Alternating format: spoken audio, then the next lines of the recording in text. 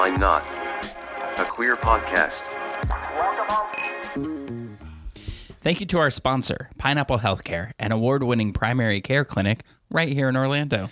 Pineapple Healthcare offers mental health counseling, HIV, STI testing and treatment, and specializes in care for the LGBTQ plus community. Open Monday through Saturday. Call today at 407-553-6336 and schedule your appointment. Pineapple Healthcare. Better together. Hi, everybody. I'm Rick Todd. And I'm Jeremy Williams, and you're listening to Wine. Why Not? A queer podcast. Episode 82. Very nice. Very nice. What a clean opening. No stepping over words. No Eeyores. No nothing. It was great. There's one thing we like on this podcast. It's a clean opening. It sounds, gross. That reminds me of Hedwig and the Angry Inch. That's why I said it. Oh, I just have a passing relationship with that show. If there's one thing I like, it's a warm hand on my opening or something like that. I don't know her. She's great. Yeah. So 82 episodes. That's a whole lot. Yeah, a whole lot of episodes, and we're still picking up fans. We started. Watermark started their fall interns this morning, and one of the interns already is excited to listen to our podcast and can't wait to go home. And she hasn't listened to it yet? No. I mean, I know we talked about it in the interview. We they don't listen until they're trying to impress their boss. She doesn't need to come back for a day two. I'm just kidding. If you're listening, you're wonderful. Oh my God, she's gonna listen. She's gonna go home and listen to this one tonight, and she's gonna be like, "God, that guy's an asshole." She's like, I'm kidding. Glad I report to the other guy. Me too. I don't think nobody needs to report to me. Yeah, I've been trying to fix that. I did get it whittled down to 2. And then there were 2. This is like a fire everybody. I just give other people the responsibility. Very nice. Very nice. So I see that you're drinking something new. Let's talk about it. Or different, because I know we've talked about this before. Yeah, I think I've drunk this a couple of times over the last 81 episodes. But I'm drinking 19 Crimes Cabernet Sauvignon. I'll read it to you. It is a firm and full wine with a rich... It's firm? with a rich mouth feel. Aromatics of dark berries, violets, and vanilla. Ooh, I'm looking forward to drinking it. I think the last time I had a 19 Crimes bottle, we talked about this, but... There's a reason that you had it, because was it related to something we were talking about? Were we watching a movie based on a crime? It was around Halloween. Yeah. And I want to say Snoop Dogg was on the bottle.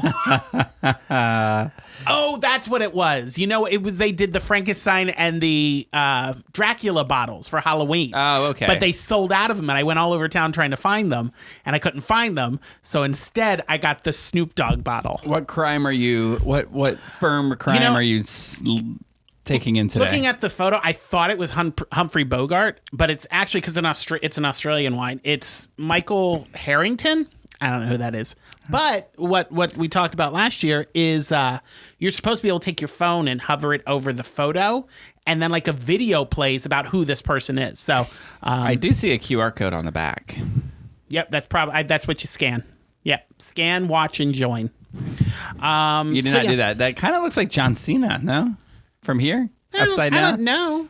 I think that looks like Humphrey Bogart, don't you? Oh, it kind of does. It looks like the love child between Humphrey Bogart and John Cena. So, I don't know how you can tell that. I don't see John Cena at all. No? Oh.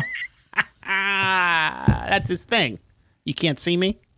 Oh. Anyway, we'll do the little video. Is that his wrestling thing? That's his wrestling thing, yeah. He would wave his hand in front of his face. He's like, you can't see me. Have you seen him on Graham Norton show talking about coming up with his persona? No. It's hilarious. Like all the things that he did. Like he was a cyborg at one point, and he's making fun of that. Sounds and then he's right. like, and everybody has these cool names, and then he's like, the only thing that clicked for me was John Cena. That's it. That's his real name. Yeah. He's pretty funny. Sometimes you just need the real. Yeah. I'm a fan of John Cena. Have you seen his new movie yet? I haven't seen Ricky Stenicki yet, even though I talk about it every week. Like I'm going to watch it. Yeah. I really want to see that, and I really want to see Jackpot because Aquafina that's her. is hilarious. Yeah. Yeah. So I haven't watched it yet, but It's on my list. That in order to be on a bottle of 19 crimes, that your crime has to be somehow alcohol related. It might be. I don't know who this is. They should just put people with DUIs. That's what the crime should be. And then when you hover over your phone, it's just their mug shots that pop up. And I'll be like, oh, you're drinking my wine. Well, we'll petition the government of Australia to make you an official citizen. Australian. They're I'm pretty sure the 19 Crimes line is all Australian wine. This one is southeastern Australia. I don't know if just this specific kind is Australian or if all the 19 Crimes are. I mean, I don't think the Snoop Dogg one is. I don't think he's Australian. I don't know. I haven't seen this 23andMe. Me neither. Do you know who is Australian? Wait a minute. I got this. Nicole Kidman. She is? Yes. Crocodile Dundee. Well, I mean, Oh, that doesn't Steve count. Irwin. Steve Irwin's kids. Steve Irwin's wife. Steve Irwin's publicist? I don't know. Music. Oh, Don't say Olivia Newton-John. no, Mr. Nicole Kidman. What's his name? Oh, Keith Urban? Keith Urban. He's Australian. He probably loves that. Oh, Air Supply? They're Australian, right? Yes. Yeah. That's what I was thinking. That's but what I also, figured you were I got tricked in a trivia one time because somebody says, "Oh, Rick, you'll get this. What musical group, was famous in the 70s and 80s, is from Australia?" And I was like, Air Supply. And they were like, Bee Gees. Oh, yeah. I was like, why would you say, of course I would know this? If the answer's not Air Supply. I feel like I didn't know Bee Gees were from Australia. Why do they give me the vibe that they're from, like, Sweden? I feel like the Bee Gees and ABBA, That's hung ABBA. out. No. I'm sure they did. They feel like they're best friends on they the were- Swedish landscape. I don't know that they were friends with anybody. Who? ABBA? Yeah. They were friends with the public. They're fans. I'm a huge fan. I had nothing bad to say about ABBA. I just know their breakup was real angry. So angry that I think somebody offered them like millions of dollars to get back together to do a concert, and they're like, no. Oh. Didn't But they I think eventually get back together? I think like within the last 5 years, I think they kind of buried the hatchet. Yeah. But they did like a show, and it was all virtual. Yes, I do recall that. Like I don't even, they weren't even in the same room. I don't think. I don't know. I'm pulling a Celine Dion. It's all coming back to me. Yes. I could be making it up. I mean, You never know. You never know. You never know in today's world. Yeah, you get my opinion and my made up stories. That's what good we soup. deliver here. Good times. Yeah. So Jeremy, So, yeah. Yes, Rick. Did you do anything? No. Did you do anything fun this week? I mean, I did some fun stuff. It was an interesting week because I took a long weekend and I was going to get some stuff done around the house. And then right before the day before I started my 3-day weekend, I started to get a little tickle in my throat. Uh-oh. And then I just felt like crud all weekend. So laid around, watched a lot of TV, didn't do a whole lot. My new Lego Jaws set did come in the mail, so I built that. It looks gorgeous. So that was the perk of my week. But also I did, because when you're sick, you just, you throw some veggies and meats in a crock pot and you just curl up on the couch with a blanket. And you just scroll through shitty television. And I came across a show. Well, Chris came across the show when we started watching it. I feel like I vaguely heard about this back when it happened, but it's The Curious Case of Natalia Grace. And it is, you remember that movie Orphan? Did you ever see that? With the girl the lady who was pretending to be a girl because she had a murderous kid. Turns out it was an old lady. Apparently, that was based on a true story. Really? Sort of, kind of. I don't know if the movie came first because the way the date. No, because this is in the 2000s. So this was. I'm assuming, allegedly, I don't know this for certain, that the movie was based off of this story that happened. Not that it's a true story, but somebody heard this and was like, "Shit, that'd make a great movie." But it was about stereo. A girl who was adopted from the Ukraine. She had dwarfism, and she was adopted by a Canadian couple, and the Canadian couple believed she was like 5 or 6 when they adopted her. And then they came through, a series of unfortunate events to discover that they believe she may be a woman in her 30s. her 20s or 30s. So Chris put it on, and I was like, is this the series or like a documentary movie? And he goes, I think it's a series. So I pulled it up to see how many episodes it was. It's 2 full seasons. Like, this is a really in-depth story. So we watched a couple episodes, and it is batshit crazy. So I'm going to finish it this week. Haven't come across anything gay about it, so I don't know if we want to talk about it on the podcast, but How can you... fascinating. How can a 30-year-old pass for a 5-year-old? You have to see her. You have to see her. It's like you look at her and she suffers from dwarfism, so she looks younger. Oh, okay. But yeah. And she came from Ukraine. And it was a closed adoption. So the couple was going through all these hoops, jumping through all these hoops to try to get information on where she came from. But she said she was from Ukraine.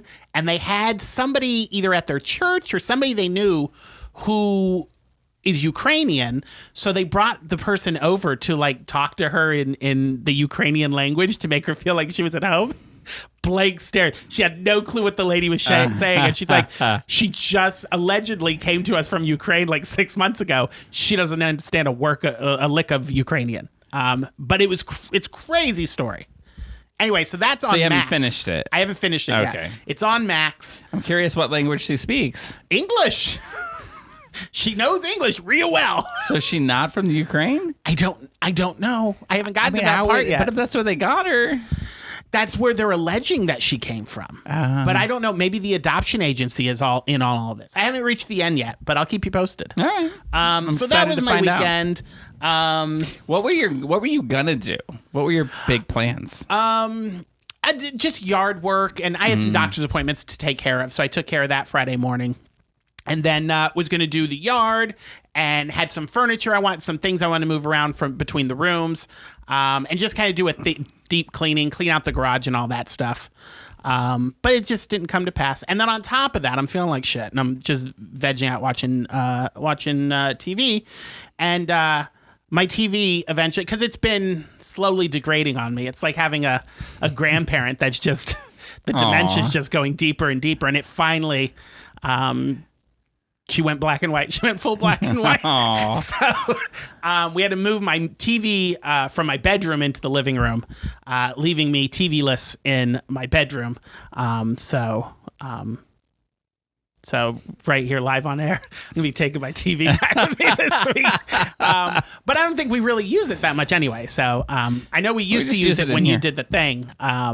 But yeah, so my TV crapped out, and then yesterday my dryer crapped out on me. So it's just a rough weekend of me and my appliances not feeling very well this weekend. Well, you seem very chipper for all of that. I'm drunk. So that's good.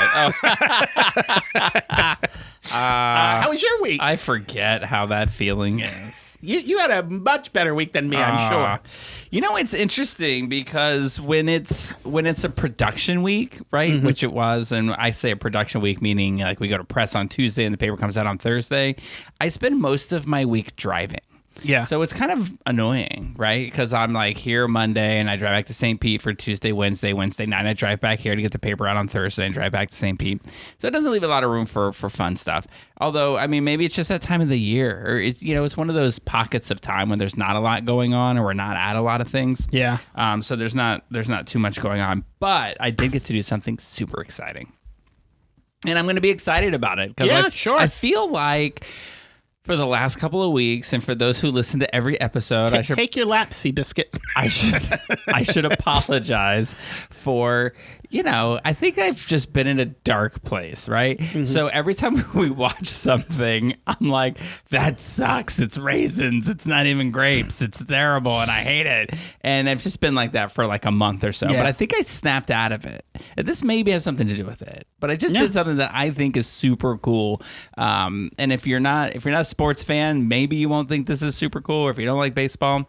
But because of Well, because of my procrastination, I was able to throw out the first pitch at a Rays game. Nice. And I say that procrastination because for Rays Pride Night, I was supposed to put together some information for them, and they were gonna like put us on the camera and say, Watermark celebrating 30 years and blah blah blah. But I sent them the information like 3 days before the Pride Night game, and they were like, "Yeah, that we needed that like weeks ago, so we can't do that." But they said, "However, we can look at."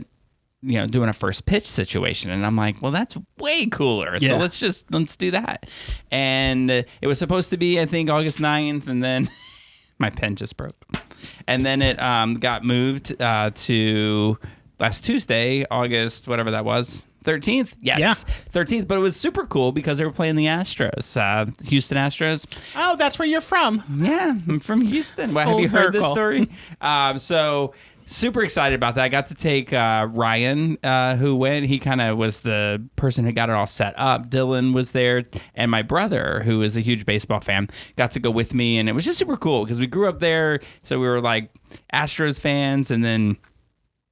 I am proudly going to say that for all the haters of the Astros out there. I don't care about who Do you did feel what like you were and cheat. betraying them? You're not taking away my childhood. No. I don't think so. I mean, what's interesting is I think weekday games, there are more fans of the other teams than there are of I've seen the last two games that I've seen, except for the Pride game. Like Pride game is packed full of Rays fans. Like it's probably one of their busiest. It's one of the busiest times I've ever been in there and seen it. But I saw the Yankees play, tons of Yankees fans in there, and then I saw them play the Astros, tons of Astros fans in there. In fact, there were two girls sitting behind us that I think were there to celebrate or to root for the Astros, but it's hard to know because sometimes like the Rays would get a hit and then they would scream "yay, yay," and I don't think they understood the game. So it was kind of funny. Yeah. So it was just really cool. We got to go out onto the field and. They said, at 6:33, I'm going to come and get you. We're going to walk you up here. You're going to get on there. So I was petrified that I was going to be nervous, that I was going to throw a wild pitch, and that it was going to go viral, and I was going to look stupid, like 50 Cent or the guy. I don't know if you watch this, but I watched a few of these videos gearing up for this, and one guy threw a pitch, just hit a cameraman right in the nuts. Yeah, there's a TikTok video. I'll find it and send it to you. It's the 10 worst. Yeah. Celebrity pitch or opening pitches of all time, and there are some crazy folks who don't know how to throw a baseball. Yeah. So I really wanted to practice. So my brother and I practiced a lot, like a couple of times. Did you go out in the yard and play catch? We did. We did right before. How 1950s. We did right before, but we played. He's on my softball team, so after softball practice, he brought a baseball, and we tried to measure out. And I was like, it's like 60 feet or 60 feet and 5 inches or something like that. And so. We were going to measure that out, and my coach is like, "Oh, they're never going to let you on the mound. So, go like 50 feet or, 55 feet so that you won't be on the mound," because he's saying they're not going to let you on the mound. So I practice, I'm doing great, and I'm like, I got this. And I get there, and they were like, "Yeah, you can go on the mound. That's fine." I was going to say, most of the videos I've seen, they're on the mound. Yeah, I didn't pay any attention to that. Yeah. And so I go up there, and I am on the mound, and then the mound is raised. Yeah. So now you're throwing down. And I practice for none of this. So when I do this like little wind up and I throw the ball, goes right into the dirt. But it like short hopped the catcher, so he caught it. And it was great. Did he have to run for it a little bit? No. Oh, okay. I can't wait to get the picture of me and this guy. This guy's like 9 feet tall, and I'm like, I'm his belly button, like, ding, with my ball. Oh. But I was glad I threw it into the dirt because. Nice. Let's talk more about the catcher. It got a little scuffed, the ball did, so it's got like a little dirt mark on it. Yeah, they let me keep the ball. Oh, wow. Not only that, let me tell you, I love the Rays because like they did this, and I was completely surprised by this aspect of it because I had no idea. I guess Ryan knew and Dylan knew, and Dylan's terrible with secrets. I don't know how he kept this a secret from me, but they made me like an official Rays jersey that's got my name on the back, and it's got the number 30 because it's Watermark's 30th birthday, anniversary, whatever you want to call it. And it was just super cool. So they gave me that shirt, and they were like, "You don't have to wear it right now if you don't want to." And I was like, "Hell yes, I want to wear it." So I put that on, and then they gave me a hat too, like a real hat. And they were like, "Oh, you don't have to wear this either." And I went, "Oh, okay, hold this." I wanted to wear the jersey. Didn't want to mess up your hair. So I got the and then they gave us seats to watch the game, which of course Ryan and Dylan left like after the first inning. But Oh, really? But my brother and I stayed and watched the whole game. Had a great time. It was your game, and they left. Yeah, sorry. They were, I guess if I threw a strike, maybe they would have stayed. But it was just really, really fun. Yeah. And I think that kind of snapped me out of this funk I was in, where it's like, this is cool. Yeah. A couple of days after you did that, I occasionally like to go on Twitter. I won't ever call it X. I was on Twitter because I just like to see what's trending. And opening pitch, first pitch or opening, whatever it was, something about the opening pitch was trending. And I was like, oh my God, did Rick start trending on Twitter? Did he have a messed up pitch? So I pulled it up, and alas, it was not you that got it trending. The same week that you threw out the opening pitch, the Mets had a celebrity come out and throw an opening pitch, and it was the Hawk Tua girl. Oh, really? Yeah, and Twitter was losing their shit. They're like, why would you let her throw out the pitch? She's not a celebrity.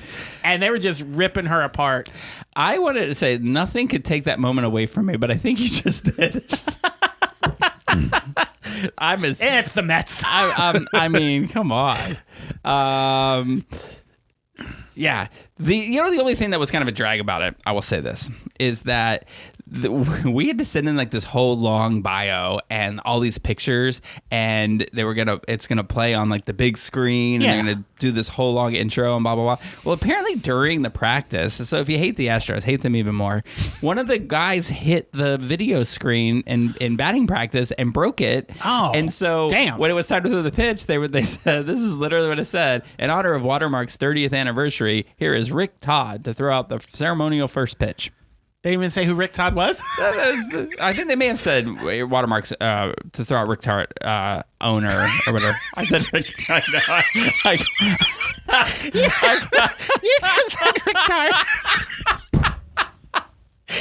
That's supposed to laugh now I at know that. what needs to go on your jersey. That's supposed to laugh at that. That's something else I discovered that brings me complete joy. Mm-hmm. And what I just said would be on a reel like this is newscasters messing up. Oh, I love those videos. I just watched a video before I came in here, and it made me so happy. They're so funny. My favorite clip recently is what's his name? He's the actor who Dan Stevens. He's a English actor, and he was, I don't know if it was a British, I think it was a British show he was on, and he was talking about a movie that he got, and it's an American movie. He has to do an American accent and everything. And the lady newscaster in her little Britishy voice says, you must have had to beaten off so many American men to get this role. And he just loses it. And she's like, I don't understand. Why are you laughing? Why is that funny? 'Cause apparently that doesn't mean the same thing over there that it means over here. The first video of this that I watched, that's the only one I'm going to tell you about. And Jen will hate this because she listens to the podcast, so she'll hate me saying this. But the guy goes, right off the bat, he goes, well, check your panties. There's a recall on rice. And then he stops and he goes, I think I was supposed to say pantries.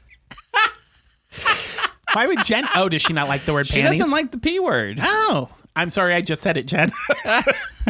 So I'm like, I ask her questions like, well, what about like the Pink song, Panty Snatcher? Because it's like it's not just the word. Yeah, or it's a quip. Yeah. Yeah. Did she like that? No. No. No. And they say it all the time in TV shows. When you know somebody doesn't like a word, then you hear it all the time. Yeah. It's funny. I hear you. I'm that way. Moist is one of those words I'm just like, ugh. We don't come up with it. We have it's like 100 different words that mean the same thing as moist. We can use one of those. Wet, damp. All I can think of now is to get you and Jen in a room and just say moist panties. That will not be the title of this episode. Terrible. So yeah, I just want to say, I want to close it out by saying Yes. thank you so much to the Rays. I grew up in a baseball family. I love baseball and softball and all of that. So it was such a highlight for me. And it's so fast, and they do it every game. So they're just kind of like, okay, come here, stand here, and very like they're like, well, I'm glad you're happy. Like somebody just said, it's like, well, I'm glad you're so excited, because I really was, and I'm like, it's like it's nothing to them. It's like for us putting somebody in shot on site. You know, in our newspaper, they may be so excited about it, but we do 15 photos every issue every 2 weeks, and so it's the glamour of it all is lost on us. Yeah. And so I was so excited about being there, and I think they were just kind of like, okay, guy, like whatever. They got the Haktua girl doing it over in the Mets game or whatever. You like Make a Wish. They're like, did you have a good time, fella? All right. It was so. Back to the hospital with you. It's the highlight of my year so far. Nice. Did you do anything else this week, or just absolutely nothing? You just sat and lived in that moment? I mean, I did boring stuff. Oh, all right. Like Boring's cool. I invented new foods to make that are 0 points, that are delicious, and mow the grass, that kind of stuff. Very nice. Very nice. I didn't do. You know what I did do? I got to talk to Nurse Blake. I heard you on the phone with him. He's grown a beard out, and he looks really good. What's her name? No,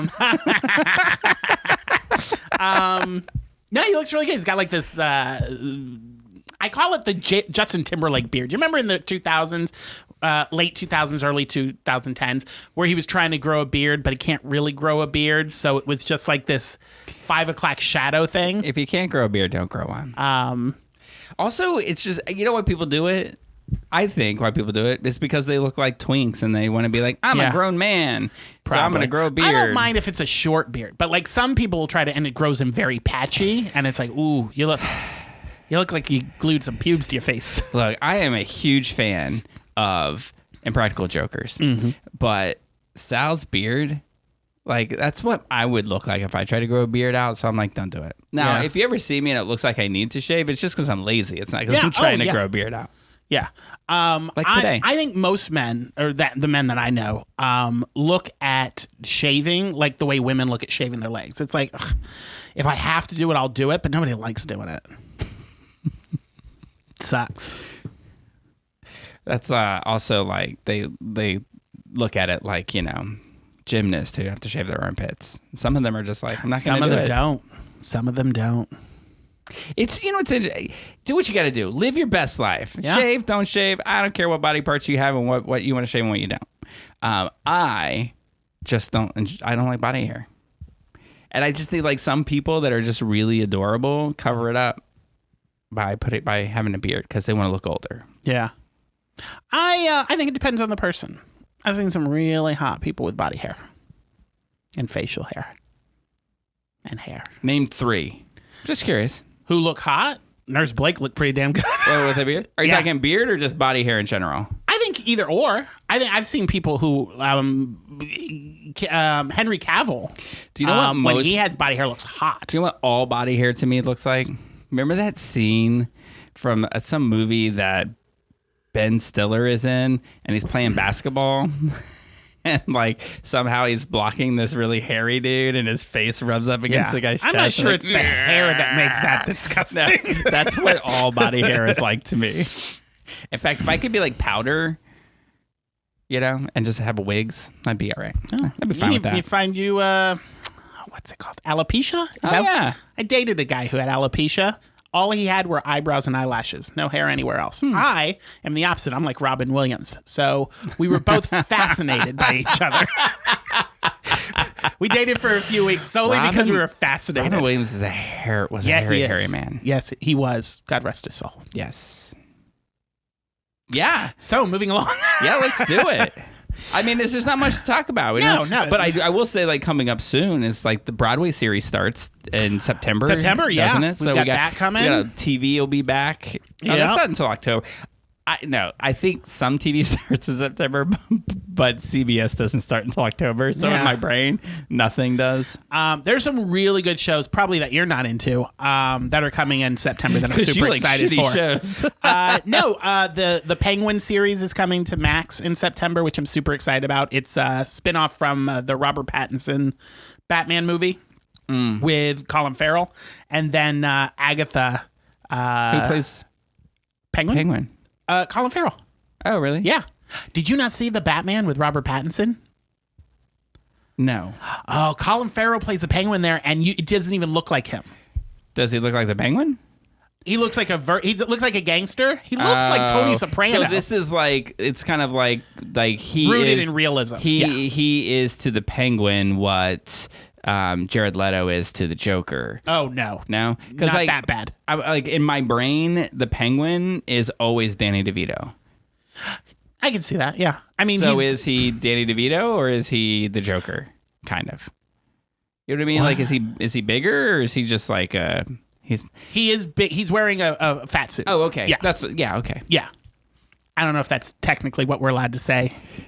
He's wearing a fat suit. He's packed some pounds on for the role. Or say they made him look thick. But no, it's rooted in realism. So he gives off a very Tony Soprano vibe, and the show is it's like The Sopranos in the Batman world, and it looks really good. Is it dark? I mean, Do they look like they need to turn the lights on? Or does it look? I mean, yeah, it probably could use a few lamps. Okay. I mean, I want to watch it. I want to like it, but That's why I said it's probably not your cup of tea. And then the other one is the Marvel show on Disney Plus, Agatha, which is going to have a gay character, the kid from Heartstopper, Charlie. Oh yeah, He plays Wiccan. I do like him. And so we may need to watch it for the podcast. I'll tell you what. You get to choose between one of two things. Yeah. And we'll watch one of them and not the other. Sure. I will either watch this show. Or Smile 2. We'll pick But this I show because will there is not no be- way in hell you're going to go watch Smile 2. You know what's so funny? I was like thinking about this today, like literally, like thinking about how much I'm gonna fucking dread going to watch this movie, and No. I'm like, I'm just gonna tell him I'm not doing it. I have come to the conclusion that I can't get you into a scary movie. I bought it looks really, I haven't watched it yet, a really interesting looking a gay horror film that's like tied into religion and like conversion therapy and everything.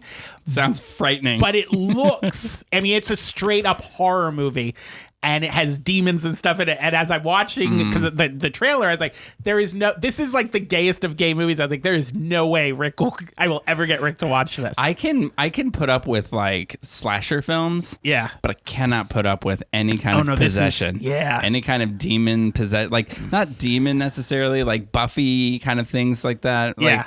Like vampire things, those are fine. But if it's like possessed by demons, like involving religion, that's a problem. Or dead spiritual kids. Yeah. That. Although I did like shows like this, like Sixth Sense, I can deal with, or like that movie Trap, which I haven't seen yet. Have you seen that? No, I haven't seen that. I want to see that. But that's M. Night Shyamalan. That's not like scary. Right, but like I could deal with suspense. A Quiet Place. That's about as horror genre as I can get. Well, if you get the chance to look at the trailer, it's called Ganymede. And watch the trailer. Is that a takeoff of some mythological name? Yes, it is. Ganymede? Ganymede. Ganymede. Okay. I also think it's one of Jupiter's moons is called Ganymede. Oh, really? But watch the trailer. Let me know what you think. But I have no thoughts or wishes or dreams that you will want to watch this movie once you watch the trailer. Yeah, this would be the week because for some reason I'm in a super good mood. Even though I may trash everything that we're going to talk about today, I'm still in a good mood. I'll tell you what, of the two things we're going to talk about today, one of them, if you would have been there while I was watching it, the utter glee. We'll get to it. But the joy that I had watching one of these things. The other one, not so much. Yeah. This is what makes it exciting, right? This is why we do this. It makes it exciting to talk about when we disagree about something, and I feel like I understand that I might be in the minority of America's train of thought here, but I did not like I just don't like the direction, and usually when I don't like the direction that Big Brother is heading in, they change it. And everything gets flipped up on its end. I feel like that's what they did. Like it was heading in a direction. I mean, like not the house, the producers. They'll throw something in there that's gonna change everything. Like they would say something like, "All right, this is not like here's an example, right? So like all of the house except for 4 people are all working together-ish. Like they're all, even though there may be different factions within that group, but it's this side, these 11 people versus these 4, something to that effect. And if it's too weighted like that, then the producers will throw something in there like, okay, so a previous house guest, come on back in, and it'll be one of their allies, and it'll come in and change everything. Or they'll say they had people working in teams, and then when other teams started working together and it was lopsided, they were like, oh, never mind, no more teams. And then everyone was like, what the fuck? So I feel like something like that's going to come. But let's jump into it, right? Sure. We're there at Big Brother. Let's talk about One thing I can say about Big Brother is, Brother. although I like and dislike certain people at certain times, and it flip-flops all over the place. And I think that just makes for good. That just means the show's good. And whereas I may not like the direction something's going or a side of the house that may be ahead winning, I totally appreciate this show and this game, and I think it's doing well, even though it pains me to watch it right now. But I know the feeling of glee that you're talking about, because when somebody gets it that you don't like, and then it just feels so like, yes. So anyway. The tears. Oh, the good Lord. whiny tears. Well, it has to be. I want you to audition for Big Brother. Okay. I want you to go on there, and then I want you to, at one point, feel like say what everybody says when they get in there and say, I didn't realize it'd be like this. No. That won't happen. You won't get a single tear out of me. It's possible. And if I'm in a house with a whiner like Quinn, no, he's getting slapped. Yeah, I think it just gets to people. Some people like Angela, she lost her mind. One person literally went like kind of batshit, and they had to remove her from the show. And I think it just like people don't get in there and they start going crazy, balls to the wall, and they don't really. Yeah, my biggest problem with Quinn this week was leading up to this, because he was obviously part of the group that was on top. Just his utter giddiness. And he's like, ha ha, you got screwed. Ha ha ha, I'm having a good time.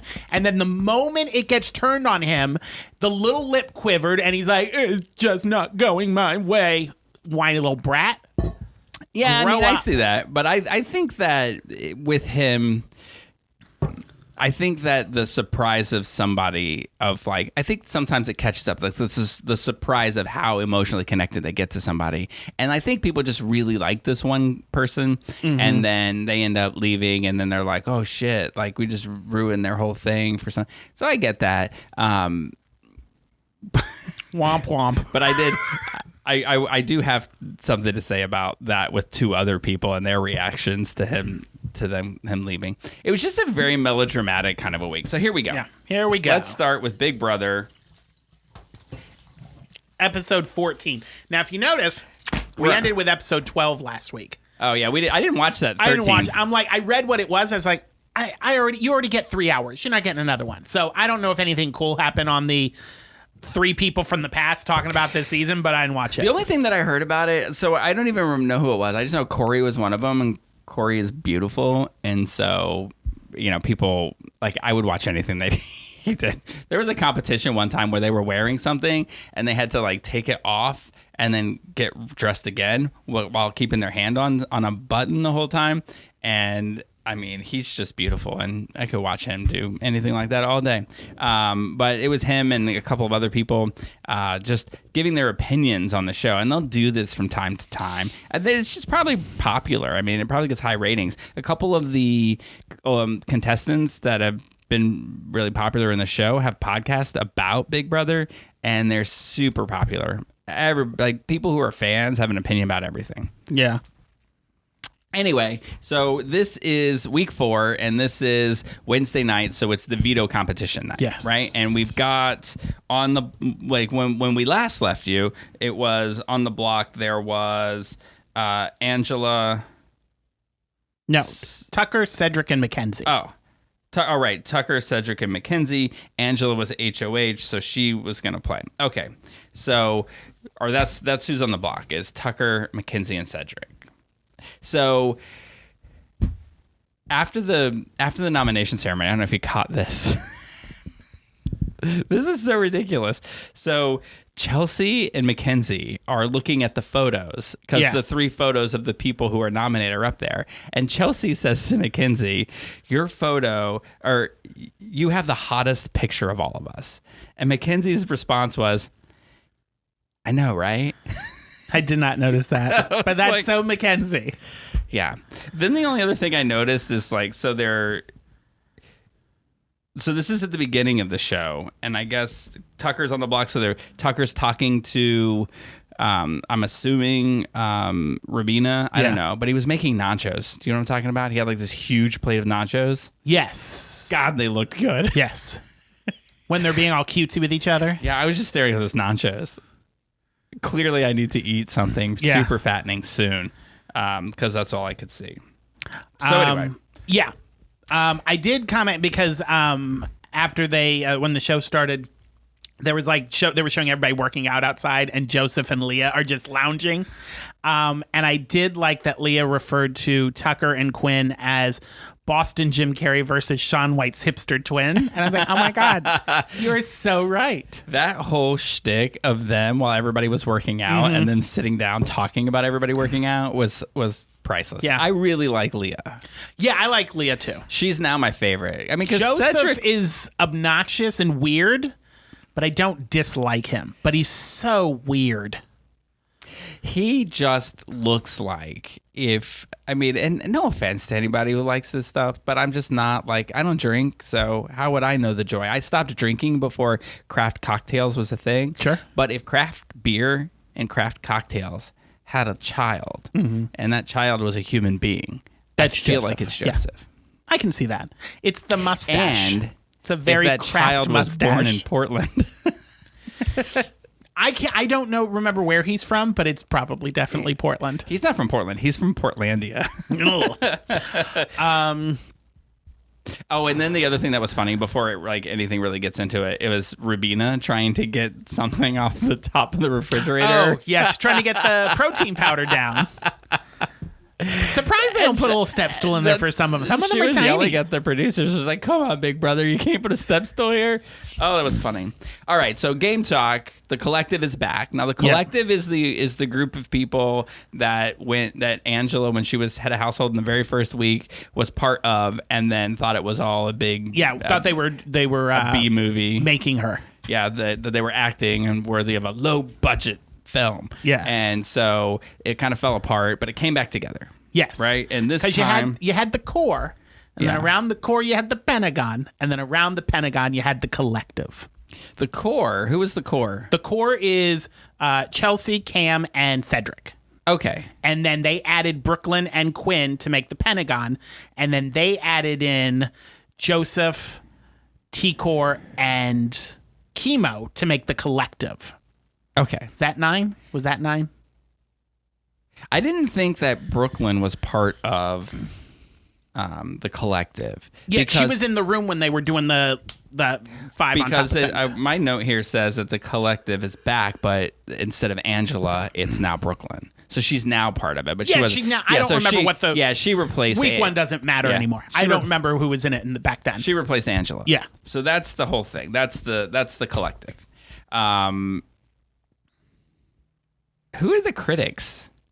See, the thing is like there's so it's absurd now. My brother pulled up a chart that he found on Twitter because he's not watching it. He used to watch Big Brother, but he hasn't started watching this season yet. And he's like, he pulled up a chart and he's like, "What is this?" And he wanted me to explain it to him. And it's all the different alliances, and I was like, from this season. Yeah, it's just way too many. It's all over the place, It's chaos. And the names are stupid. I just think the names are stupid. There is one, I'll point at it later, because I finally understand what their name means, and I was like, all right, that's kind of clever. I like that. I did like the BB guns. That was fun. That was a couple of people, but I think they're all kind of gone. Yeah, most of the small ones are gone. Yeah. What was the name of the Quinn T-Core chemo one? Remember that? Yeah, that's the one I wrote down because I thought it's clever. It took me a second to get it. The Visionaries. Visionaries. And I didn't understand what it meant until T-Core was in a diary room and said something about the Visionaries and then shook her glasses. Oh yeah, they all have glasses. So that's why it's the Visionaries. So yeah, I mean I'll get into this more in a minute, but like to me, like I for whatever reason followed Quinn's game the most, and like that his strategy seems to be what was going to work this season because he had two people that these are my core people, right? Yeah. It's T-Core, Chemo, and me, and that's the Visionaries, and that's what he's going to do. So and this is why I think, and I will say this, I don't think T-Core and Chemo stand a chance at winning this game. They are everyone's ancillary things, and they made a huge mistake by alienating Quinn because he was their group, and now none of them are going to win. And anyway, I started thinking about the show and how annoyed they make me. And then I mean, in all honesty, this week I think Quinn played the worst game. Because he opens his mouth too much. If he had kept his mouth shut about everything, yeah. Oh, that's what I was gonna say. Is like what you need to do is you need to have your small group, right? And then that small group needs to go out into other groups and then manipulate those groups to do what your small group wants to do, which is what Quinn was doing. Now, the problem that Quinn has is that T-Core and Chemo didn't feel about him the way that he felt about them. So he said to them, because they're all part of the collective, but there's a smaller group inside of the collective called the Pentagon that Quinn is part of, and he told Chemo and T-Core about it. And they said, oh, if he's part of the smaller group, I don't trust him, which doesn't make any sense to me because it's like, yeah, trust him because he's telling you he's going to manipulate this group of 5 to do what you guys want. And you need to be in the bigger group, which is exactly what they're doing just with the other side of the house. Yeah, so when you get towards the end, and your group starts to be the only group in the house, the first people that are going to go are going to be T-Core and Chemo. Yeah, I think their biggest issue was who was in the Pentagon. Because the people in the Pentagon, I don't know, they just come across to me as the people who are most willing to stab people in the back. Brooklyn just seems like a horrible human being altogether. Yeah, I'm not a fan of Brooklyn. No. Chelsea's fine. Cam I like Chelsea. Seems very dull and boring, like he's just going along with it. Cam now is what T-Core and Chemo were before they blew this week up and switched sides. He's just there, and he doesn't really do anything. But I think Quinn's biggest problem is he doesn't know how to keep his mouth shut. He shouldn't have told anybody about his power. His power is awesome if nobody knows about it. The moment someone knows about it, it's stupid because they all know that you're the one putting them up, even though it's AI Angela doing it, and it completely fucks up your game. 100%. So his biggest problem is he can't keep his mouth shut. Yeah, I agree with that. I would be terrible in this house, by the way, because I would find somebody and I would tell them everything. But yes, knowing that that's how you survive in the game, like especially something like that, you just keep your mouth shut. But even then, like if you've got somebody like Tucker in the house who is like, I'm convinced, like for example, Lisa didn't have any power at all. Yeah. But Tucker said she did, and that meant she went home. So it wouldn't matter if he told people or not. I don't think that's why she went home. I don't think Tucker had that That's kind of why pull with he- anybody. That's why he's that's why wanted to he send her out. wanted to send but her he out. also didn't like Lisa from the beginning because she's a real Oh, chef. that's true. Because she makes things other than protein bars. I forget that that's his job, and I have to remind myself, and then he makes sense to me again. Yeah. All right, so here we go. So it's the veto competition thing, and it's Angela, Tucker, Mackenzie, and Cedric who are playing. They draw Tucker's name, so Tucker picks Joseph, and they draw Cedric's name, and Cedric picks Brooklyn. So it's Angela, Tucker, Mackenzie, Joseph, and Brooklyn. And the competition is, what's the competition? Binary bridge. That's the one where you have to walk on the cubes, and the green ones light up, and you keep going. Red means you have to start from the beginning. Yeah, and I'm gonna. This is where I started to change my mind. Like Cedric's always been my favorite. Yeah, I just like Cedric probably because he has beautiful eyes, but he is handsome. He and for being like you hear a job title and you think it comes with a level of maturity. You hear like I'm this like military analyst, and you think that comes with a certain level of maturity. No. He's very young, and this week it just showed. And I mean, I guess it's kind of good gameplay what he was doing, but his strategy became where he's watching. Yeah, where you would watch and then you would see where so here's the thing. It is that you had basically it was 2 squares side by side and about 10 long. And you had to just step on a square and see what color came up. If it came up green, you can move on to the next one. If it came up red, then you had to start over. And you had to learn the pattern, memorize the whole pattern to get to the end and have it all be green. It's like the Squid Game one, but without falling to your death. Yes, exactly. Yeah. God, Squid Game was such a good series. Yeah. I need to bring another. I thought they were doing a season 2. It's a season 2 coming. Yeah. They're on the They're on the Stranger Things path. Yeah, it's like that or House of Dragons path. Yeah. So they are randomly paired together. So first of all, it's Cedric versus Brooklyn, and Cedric wins. And then it's Mackenzie versus Angela, and Mackenzie wins.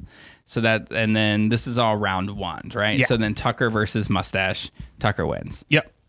So then you've got Cedric versus Mackenzie. Yeah. And Well, you get the 3, and then the person who got the lowest got a bye. Oh, so okay. Tucker doesn't play in this round. Right, because he had the fastest time. Yeah. So he's automatically in the finals. So then it's Cedric versus Mackenzie, and this is where he starts to watch what she's doing and then learns the pattern and beats her to the end. And then, so it's Tucker versus Cedric in the finals. And my boy pulled it out. Like, Tucker wins. destroyed it. Yeah. Yeah, Tucker pulled it. Your boy. It's funny that you say that because one of my quotes is in here, and it's okay for you to say that, but when you say it about yourself... There's nothing more annoying to me than your boy. I know this is going to upset you, but I am Tucker's number. If Tucker has no fans, I have been killed. I love Tucker. I want Tucker to win. I love his arrogance. I love his cockiness. And and this is to the people in the house who aren't even listening to this because they're not allowed to. If you don't like Tucker, beat him. Beat him. Well, I mean, that's how it's gonna go. The only way Tucker wins this is if he wins every veto, because what's gonna happen, right? Like Tucker says this every episode, and I guess he's playing a smart game. I'm gonna give him that. Yeah. Personally, I can't stand him, but as a player, he's playing a smart game. He's getting rid of his competition. Yeah. He's not getting rid of all the others' competition. He's telling them all that they're threats when the real threat to their game is Tucker. He is the best player in the house, but he's convincing everybody else that it's other people.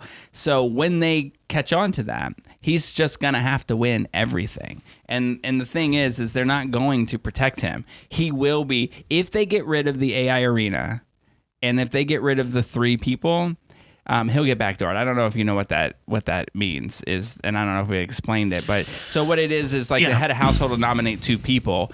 So let's say that Tucker's the plan to get Tucker out. You don't nominate Tucker, and Tucker doesn't get to play the veto competition. Then anyone who wins the veto competition pulls somebody out, and then you put Tucker up, and he's got no chance to defend himself, and he gets out. That's what I think in the long run will end up happening here. Now, if Quinn gets out, and we'll see how things go. if Quinn gets voted out of the house, then I think Tucker will just, I don't know, he'll just kind of skate through because he'll have gotten rid of everybody who is some sort of. And I think by the end of this week, I think we're starting to see Tucker build a team of people who are going to support him. Yeah, but they're not going to protect him. Angela will. Angela loves him. He saved her. Yeah, I mean, if she can win head of household, Rabina loves if him. They can switch. I don't think Rabina is the She's ability in to love with win him. anything. I don't think she's going to win anything. No, but she's numbers for him. Right. Well, I just mean that when you get in a showman's, your showman's isn't voting you out no matter what. Yeah. And nobody will ask her to do that, so it won't even matter. But I just feel like, with those two, sure, but he's not going to have that with T-Core and Chemo. He's not going to have that with the two of them. And though they just seem to me to be people that the other side of the house could probably get back. Once Brooklyn's gone, they may be able to. Once they break up the Pentagon, which is happening, everybody in the house is in pairs. You've got Mackenzie and Leah. You've got T-Core and Chemo. And I'm sorry if you're listening to this, none of them are smart enough to build the numbers around to say, hey, we need to get Tucker out. Well, see, I agree with you to say that in the sense that they did have the numbers and they weren't smart enough to keep them. Yeah. So now they've blown it up and now it's all scattered and people are in pairs because they didn't, for whatever reason, trust that Quinn was going to have their backs and get them through to the end. Now, I think I know why. Because the next thing that happens, I wrote this note, and this is when, after Tucker wins, Angela cries. Which, come on, Angela. Every time. Quinn changes his outfit, and he's got his curly hair wet and slicked back, and he's wearing a black turtleneck, and he looks like an evil villain from the 1980s. And I feel like everyone looked at that and they're like, he is untrustworthy. He did not look trustworthy dressed like that. I will say this about him. And I know, you disagree probably, and that's fine. But there's I root for the underdog always, and Tucker's the underdog. Tucker is not the underdog. Tucker's the underdog. Tucker is everyone. Up until this week, Tucker was the underdog. Yeah, he's had to fight every week for himself. No, he's volunteered to go in. He did, and he's won, and he wins every competition. Do you know? You know who didn't? Cedric. Do you know who? I mean, that is by definition. If you win every competition, you're not the underdog. He's not. He's never in danger of going home. He's not like the person that everybody. Maybe there was 1 minute where I think that they were showing. The last 2 weeks, the Pentagon have been gunning for him because the Pentagon has, but that's and just the a last 2 couple of weeks people. they've been at the top of the food chain. I don't know. We have completely different opinions of the same show that we're watching because I don't know that anybody has been like running the house.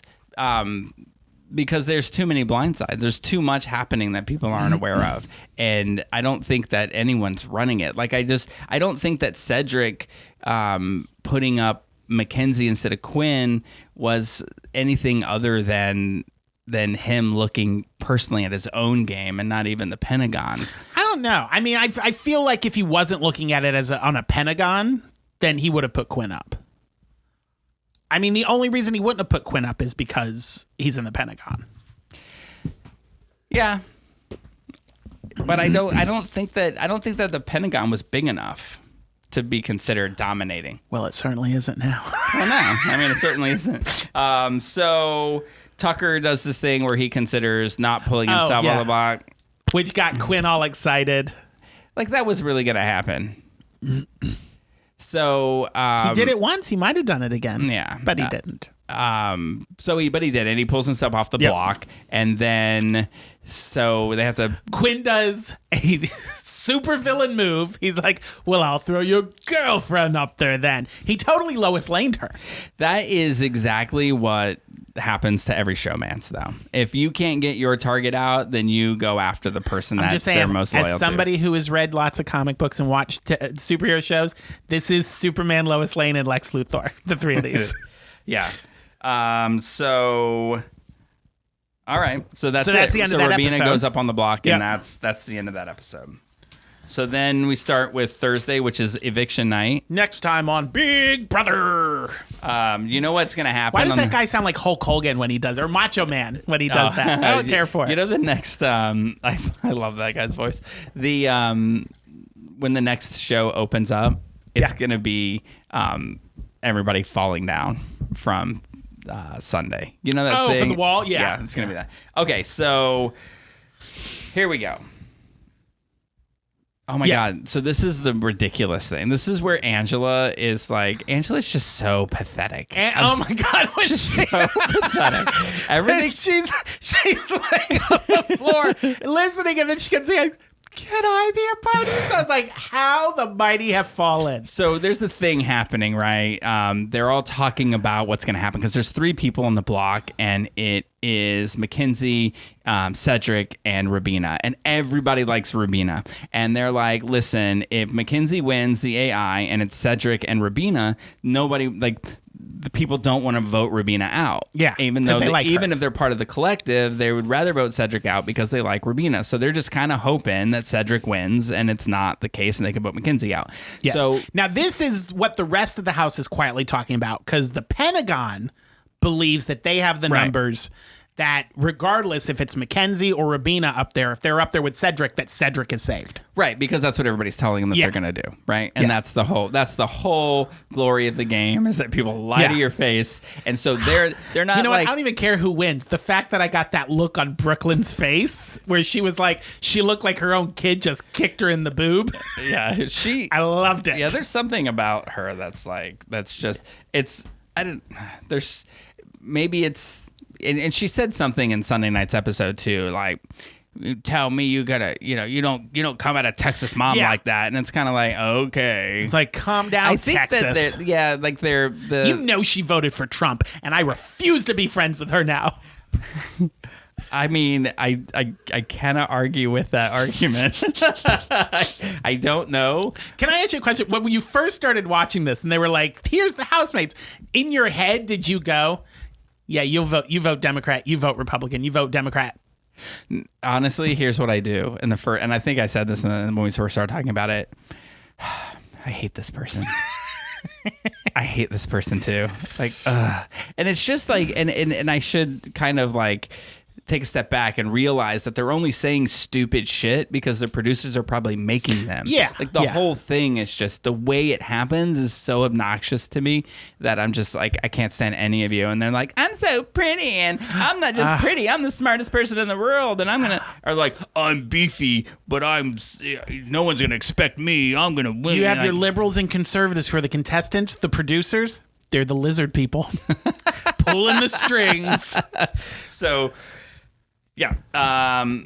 So now, what? So here it is. T-Core, Rubino, Kimu, Tucker, and Brooklyn are all talking about this idea of, working together and getting out Cedric and that sort of a thing. And while this is happening, Angela. Well, first they come up with their name. They're the 5 points. Yes. And then Angela is Angela's eavesdropping at the door. eavesdropping, and she's just like, she's thirsty. Yeah. Girl Oh. wants it She bad. is walking through the desert, and she ain't had water in years. She looks out, she sees this pond, and it's these people talking, and she's like, I gotta get in on this. So she just walks into the room, and It's very ballsy. sheepishly, I've never seen this before. The only other time I've seen this was when Jeb Bush said something that he thought deserved claps. Oh. Please clap. Please clap. When she walks up to them and she's like, can I be part of this? I'll be the She's like, bottom. please. I don't even mean be. I'll be on the bottom. I don't care. Or I'll be the bottom, which was funny And because they she all said it like just that. look at each other like, And this is like, this is kind of why I like Tucker in a way, Yeah. because he's playing a game, and he's playing it smart. I mean, I think that he's just who he is. So he's like, you can appreciate his cockiness. I find it completely annoying. I just think that there's a way to not be an arrogant prick. Yeah. And when you're doing something, there's a difference between excitement and arrogance. But he's when it cuts away to him in the diary room, and he's like, "Come on, somebody say something," and nobody's saying anything. He's like, "Come on." So finally, he's like, Okay. I'm all right with it. Because you ever notice how that's how he can talk? Sometimes he'll talk, and I'll do that Miley Cyrus thing. Yeah. Because that's how he talks. But anyway, so they let her into the group, which is so... I mean, it's cringy. Watch it. Yeah. It's cringy. But they invite her in, and then he's like, we need a new name because she's here now. And they call themselves the Tanks. He's like, we'll be the Tanks because there's a fish tank right there. Like, you didn't really think about that one, did you? Do you know what's... I think people usually go into the house with like, I'm going to form an alliance and here are some names I want to use. I feel like this season they're all like, what's nobody around? thought about it. What's around? We're the tabletops. Like they're Kaiser Sose coming up with this whole plan of like just reading what's on the coffee mugs and posters in the room. So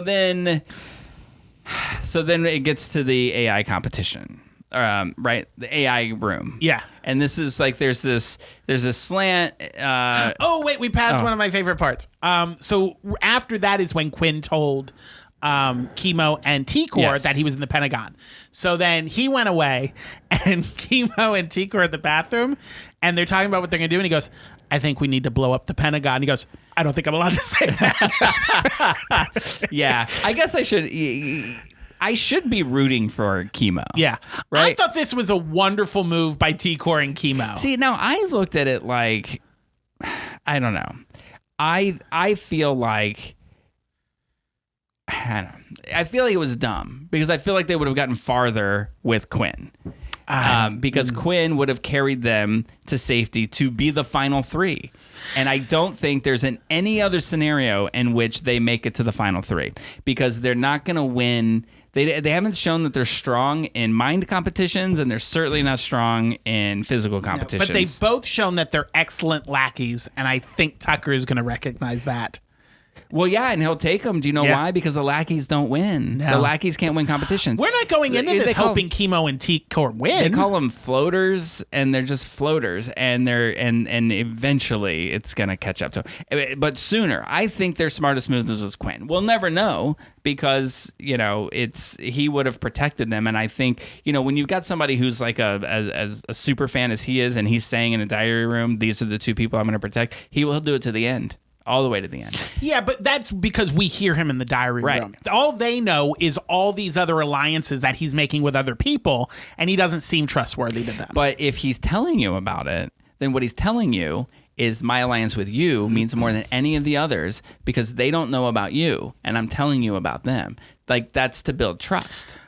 But the way he says it, to me, Quinn does not come across as a trustworthy person. So he may be something that's completely true. The way that he presents himself does not come across as trustworthy to me. And the mustache. Yeah. We call it How that? about you shave, get a haircut, and then come back and talk to me? That? It's like, what do you call a rat mustache stash? that's like here on either side of the middle of his lip there's hair, but there's none in the middle, none on the ends. It's really weird. But that's there. I digress into talking about someone's physical appearance. But me, body hair, terrible. I'm all terrible. Okay, so now we go to the AI competition, and they've not done this one before. Usually, it's like you have to roll it up a hill and down a hill, and like catch it, and it can't. The ball can't hit the ends, and you have to do it like 50 times or sometimes even like 100 times. And if it stops, your count goes to zero and you have to do it. So this is an interesting one where there's like a piece of carpet or something and you have to roll these balls to stop on the top of the hill. You get 5 big balls that you got to roll onto the carpety area. Big balls. And then you take your little balls and you have to hit the big balls with the little balls to knock them off the carpet. Yeah, once you get all your balls on the carpet, then you got to knock them off. And so it turns out to be close. Download. It gets close. Yeah. Got real close to the two that I thought were good. I thought Cedric was like, oh, this is a physical activity. He's gonna be really good at this. And it came down to the wire of Rabina and Mackenzie. Yeah, and like within a second or something, and Mackenzie knocked hers off. Mackenzie wins. Yeah. And so then it's Cedric and Rubina, and they start pulling people off to the side, and it seems like, so then the Pentagon, they're hugging everybody, it's like, yeah, we're keeping Cedric, but Chemo and T-Core are like, they start like what, there's this movie, I'm trying to think of, I think Steve Martin's in it, and I don't know if it's Jennifer Aniston or something, but I feel like it's Steve Martin. But anyway, there's the phrase that's said to this because the employee does a good job. And then this person says, which I think might be Steve Martin, says, I'm going to reward you with 5 minutes of uninterrupted eye contact. That's Baby's mama. It's Tina Fey. Oh, and then stares Yes. right at somebody. That's what this is what this reminds me of, because this starts the locking of souls of T-Core and Chemo, who stare at each other for 3 more episodes. Yeah. Like intently. Weird. So anyway, then they go in to vote. It's funny, I wrote down that Julie calls them all out for not strategizing there in the first 3 weeks. Yeah. So now finally, when the competition's over, they all come in, they all start trying Before to... we do the vote, because the next episode they showed the what people were strategizing. saying. Yeah, do you want to talk about that before the vote? Yeah, because you know when you're watching them live, you don't get to see this part of it. So and when they have a double eviction night, it's really, you're gonna really, they do a whole week in one episode, and 2 people get voted out, and so then the next episode they show you everything that happened because you can't watch it all live. So Brooklyn is telling T-Core and Chemo that we're keeping, because they're all part of the collective. So she's like, so she's like, hey, we're keeping Cedric. But then she takes Rubina off to the side and she's like, hey, you're going home. There's no stopping it. And she's like, but she goes, no, you're going. That's just how it is. Cedric is staying and you're going home, and then walks away, which is why the look on Brooklyn's face gave me so much fucking joy. And because she knew she was going to be the next target. Yeah. Right. Because she was wrong. And it's, I mean, I get it. Right. Like, she felt close to her and she's just saying, and I think people do that every episode. They just don't show it. Like, the person who ends up going home, somebody tells them, you don't have the votes, you're going home. That's usually how it works. Yeah. So that there's not a lot of surprises when you get up there and it's the vote. That's why people, I'm assuming like when Joseph, they're told that, though, that they're actually going home. Yeah, because they feel like they are, right? Yeah. Like, the person that says it feels like they are. But like, so people don't like to just vote what they think should happen. And that's one of the things I hate most about the show is that people don't just vote what they want. Like, Joseph, he probably wanted to keep Cedric, but he didn't want to be an outlier, so he had to go to other people and find out who they were voting for, and then that's why he voted the way he voted. Yeah, which ends up working out for him because then he gets pulled in. Yeah, but it's not working. It doesn't work out for him when you're the last person in an alliance. You're the first person to go when the alliance starts breaking up, and that's where he is. You know, he's the Angela. Yeah, Angela may be one step. Would it be funny if they brought him into that alliance and said, "But Angela's the bottom, so you're one step up. You're okay." Angela's actually the bottom. So Cedric goes, and it's a vote. The Pentagon keeps him. Everybody else votes to get rid of him. Yeah. Quinn and Angela can't vote this week because they were the ones who put people up. So Brooklyn, Cam, and Chelsea all vote for Rubina. Everyone else votes for Cedric. And then Julie's like, with a vote of 6-3, Cedric, you're gone. And you hear Rubina go, and Cedric, the look on his face, and he's doing that thing. This happened a lot when I was in the military, when you got like your bro, and you can't tell if he wants to scream or if he wants to cry. And he's like, no, it's all good. It's all good. It's all good. And hugging people. He's like, no, it's good. It's good. I'm going to go now. I'm good. And I was like, he's about to cry any minute. He reminded me of Ross. Yeah. From Friends, an episode where Joey and Rachel are dating. I'm fine. And come over. He's like, he gets wasted. He's like, I'm fine. It's fine. I'm fine. Yeah. It was not fine. And then I wrote Angela cries. Yeah. But you know what? Everyone did.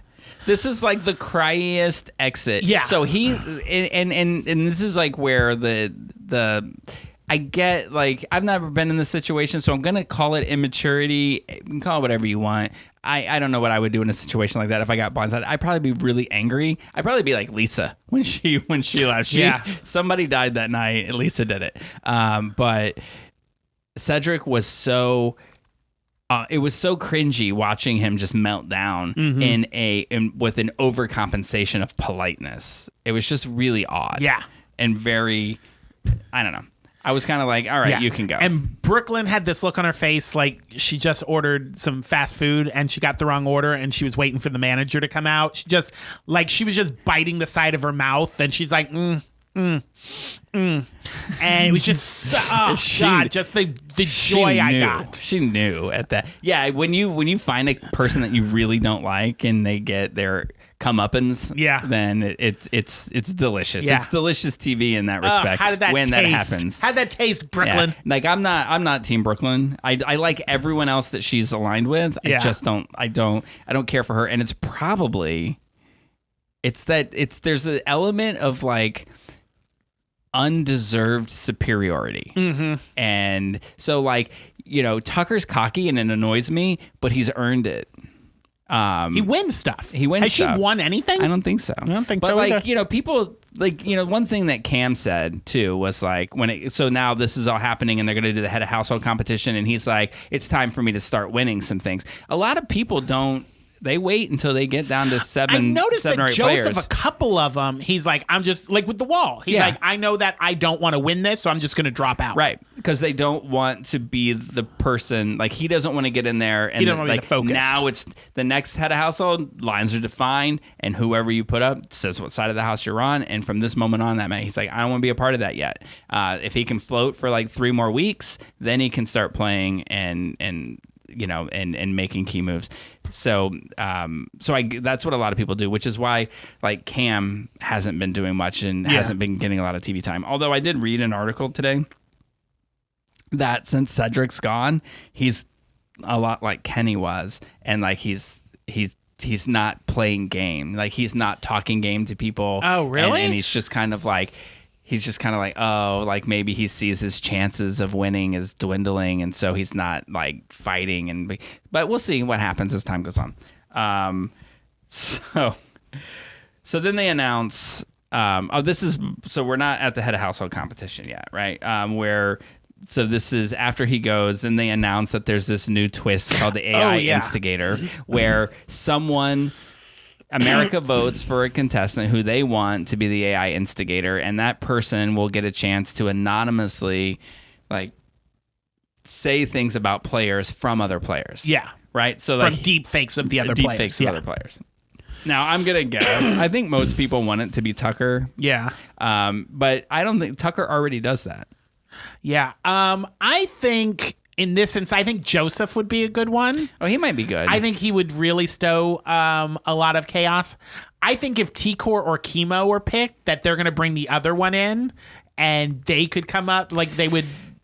T-Cores would just be like, Tucker, Rabina says you win at a lot of competitions. Don't, no. Yes. T-Core is lovely. Leave her alone. I don't want her to win because I just can't. I can't wrap my ears. I would never wear a crocheted hat, but I like T-Core. I can't wrap my ears around that accent. It doesn't exist anywhere in this world. It hurts my face. So, no, but I liked T-Core, Chemo, and Quinn. I liked that group. I wanted it to be like this team of misfit, nerdy people who dominated the game and ended up being the last 3. Like, that's the story I wanted this to be. So now that that's all blown up, I could care less about T-Core and Chemo. And then when Quinn goes, I just root for Quinn because it seems like he's the next target outside of Brooklyn, and we can't root for her because even if she is the underdog, I don't care. I'm sorry, Brooklyn and Quinn dug their own graves, so when they get knocked in the hole, I ain't gonna feel sorry for them. And if they're gonna win the game, you got to win the comps. Yeah. So I mean that's how it works. And and Big Brother gave you a get out of jail free card with the AI arena. So that's your I'm in there, I'm going to win this and pull myself out, and then you get to stay. So as Phoebe told Joey when Joey got her a job on Days of Our Lives, I've stepped up the acting game. Join me up here. I did write this down. I said, oh, for fuck's sake. When it comes to Chemo and T-Core staring at each other, crying, almost crying, staring at each other. I'm like, are they even making a sound? They're just staring at each other forever. You and have then she to just like goes, them. There's this season's Will and Grace. I don't like There them. are people. No. Now, if they start winning something or doing something, like it's when you're a floater and you affect the game in a certain way, and what I think is a bad move. Yeah. Then I just don't have any respect for that. If you're making bad game moves but winning, then okay, you're I think getting this is going yourself to turn out. out to be a very good move for both of them. You watch. There's also, no the Pentagon, we're all bullies. I cannot. Bullies. I cannot. I don't think that's. I don't think that's the case. I mean, Angela's the biggest bully in the house, and she's not part Angela of the has Pentagon. been humbled. A bully would never humble her the way Angela crawled to them on her belly. And I don't know that. I mean, I don't. It's the people in power that are the bullies. And so you will. So now Tucker and his crew will bully the other people. I mean, and he already kind of does. Nah, he will rule justly. He always has. In this, I'm coming after you. I'm gonna. You know what I mean? It's like nobody in the Pentagon was like they were not a bully because they couldn't take him. Nobody was. They didn't bully anyone into anything. They just were. They were mistaken that they didn't have the numbers that they thought they had. So their confidence was probably misplaced. Lame. They're lame. But I don't think Chemo and T-Cora are nobody's people now. They're just the two of them. We'll see. And they're isolated. So then we get to Sunday, right? Yes. And Sunday this is a classic game. The firewall. So it's the wall, and so it's they call it the firewall because it's all AI themed, or computer themed. But there's always a wall, and it always you have to grip it, and it leans forward, and things shoot out at you. This was the most intense wall competition that has ever been. Like when Mackenzie said that one thing hurt, it looked like it hurt. Yeah. Like they just shot cold goo at them at 100 miles an hour. And it was so goo. much. When people fell off the wall after that, you saw their body outlines on the wall still. So the one thing that Big Brother does that cracks me up is they'll quote somebody saying something in the diary room, and they're like, I'm going to win this competition. And then they fall. And in the middle of the sentence, they fall. Yeah. And it cracks me up. But you're sitting there, and it's the wall competition. And please, Angela, tell me again how you're going to win the wall competition. Please. So, and then right after she falls, then you got Chemo talking about how he's going to win the wall. Yeah. Really, Chemo? Not going to happen. So then Chemo falls. Then I didn't like the rest of the show. I only wrote 2 more notes because I was annoyed. Well, the final 3 on the wall were Cam, Quinn, and Tucker. And they cut to Cam, and he's like, it's time for me to step up. I'm a winner. I'm not a loser. And I have this one in the bag. And then he falls off. And then I laughed.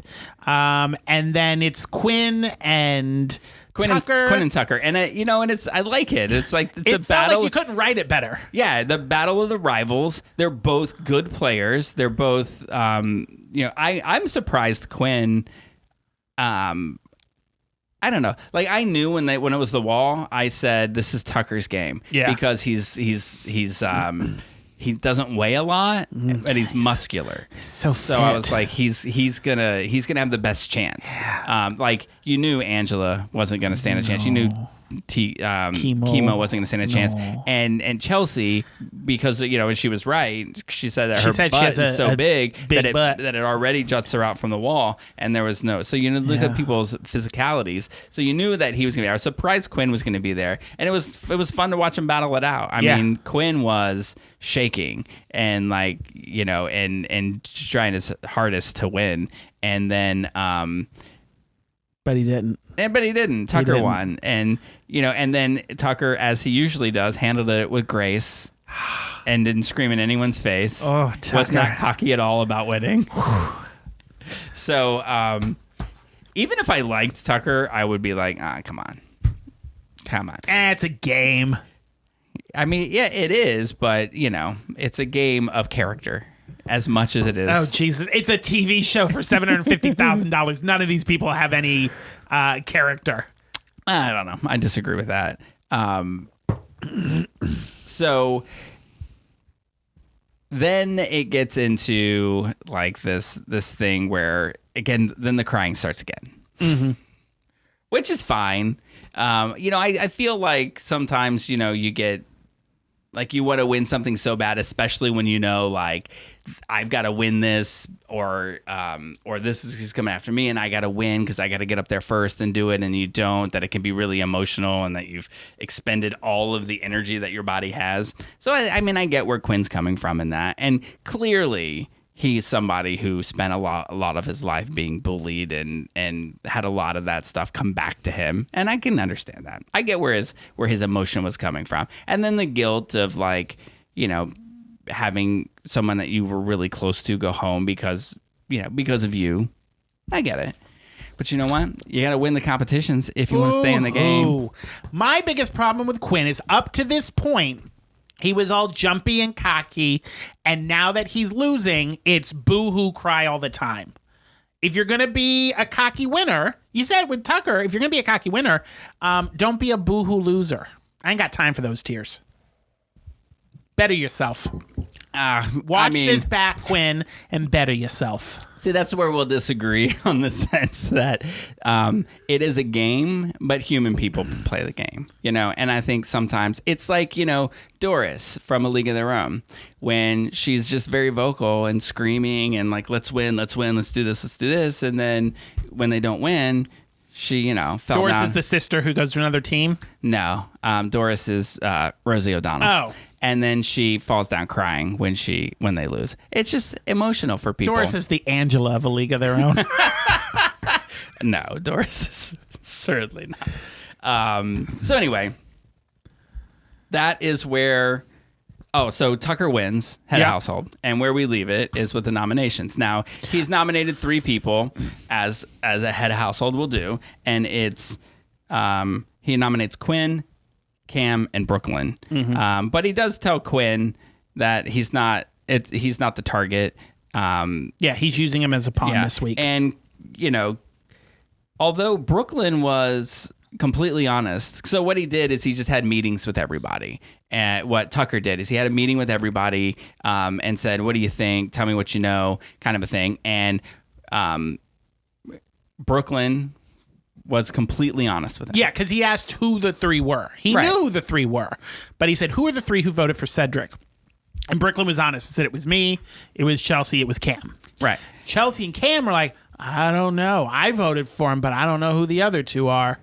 And lied to him right to his face. Yeah. And so I thought Cam was his focus. Yeah.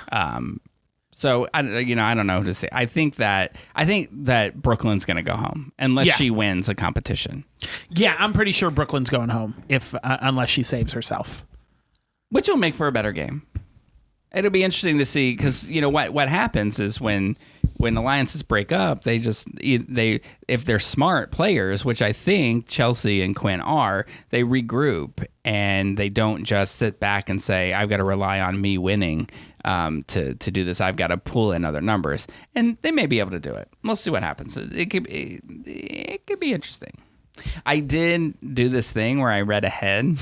So I know who wins the power of veto. I'm obviously not going to say anything until next week. But it's interesting. It's an interesting show. This is definitely one of the more contentious ones, like this early on. Usually this early on, it's not. It's usually when an alliance that's been working together, that's dominated the house, breaks up. That the drama starts, but this started because Tucker was like, "It's too boring. We're gonna do this. We're gonna do this a different way." And for having to sit through this show 3 times a week for however many weeks this is going on, I appreciate Tucker adding a little drama into it because it was getting dull. Thank you, Tucker. Thank you, love of my life. Well, for your sake and for the sake of our listeners, you know what? I'll call it right now. Tucker's gonna win it. I said it here first. I don't think that. I don't know that that's true. Well, I'll just say this: I cannot name a season where somebody who has been that confrontational has made it to the end, because they can't win every competition. Or they haven't in the past. There will become a time where they'll slip up. And when they do, everyone attacks, because everybody wants to win that money.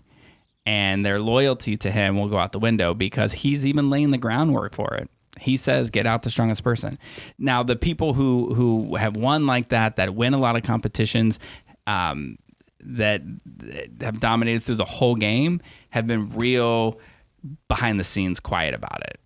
People who are up front tend to become targets and go home. But we'll see, because if he keeps winning, then he'll keep winning. Never say never. That's a everything is everything comment. If he keeps winning, he'll keep winning. Yeah, duh. That's how the games work. But he'll deserve it if he keeps winning. But he's got a huge target on him.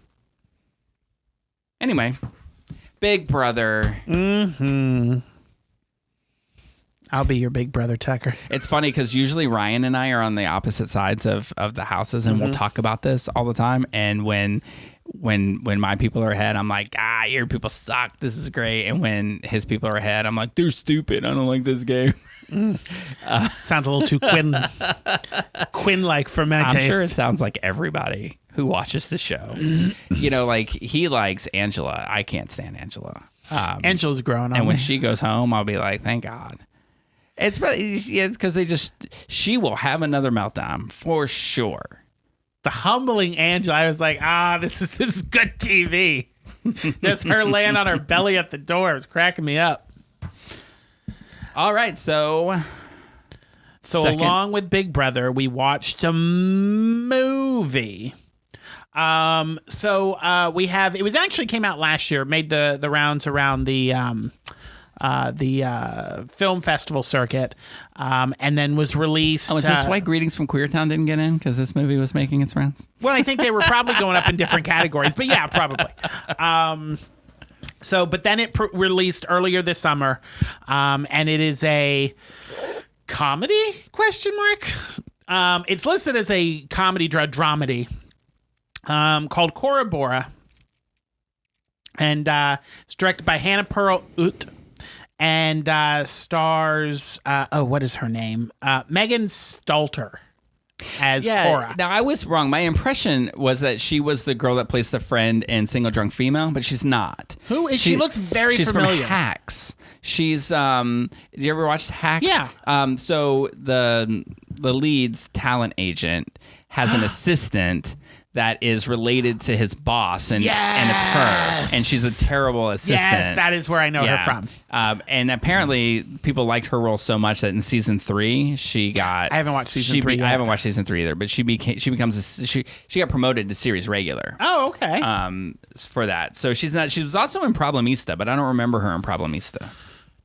Did you write down what character she played? No. Oh, I don't remember her in Problemista. But that doesn't mean she wasn't there. I mean, IMDb says she was, so we're going to go with it. And I believe IMDb. IMDb? Yeah, that's right. Yeah. I didn't that sound right. You know when you say something and the words don't roll around in your mouth right, and you're like, that can't be right? I guess it is.